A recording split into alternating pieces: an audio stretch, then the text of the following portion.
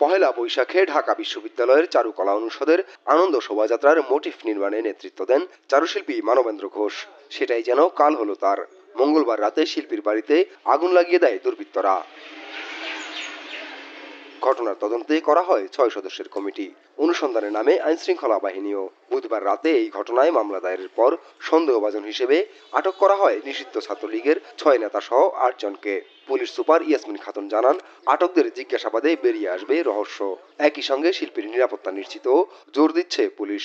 কার্যক্রম আমরা চালিয়ে যাচ্ছি এবং আমরা 7জন আমরা অ্যারেস্ট করেছি মামলায়। তাদের সাথে আমাদের জিজ্ঞাসাবাদ হচ্ছে। আমরা ইনশাআল্লাহ অচিরেই বের করে ফেলতে পারবো যে তারা ঘটনাটি কিভাবে ঘটেছে।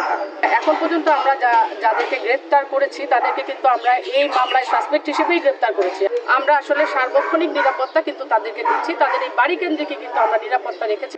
এদিকে বৃহস্পতিবার দুপুরে জেলা প্রশাসক ডক্টর মনোহর হোসেন মোল্লা সংবাদ সম্মেলন করে জানিয়েছেন, চারুশিল্পী মানবেন্দ্র ঘোষের বাড়ি নির্মাণ সহ সার্বিক সহযোগিতা করা হবে। বিশিষ্ট ভাস্কর জনাব মানবেন্দ্র ঘোষের বাড়িতে যে অগ্নিকাণ্ড সংঘটিত হয়েছে, এই বিষয়টি সরকার খুবই গুরুত্ব দিয়ে দেখছে।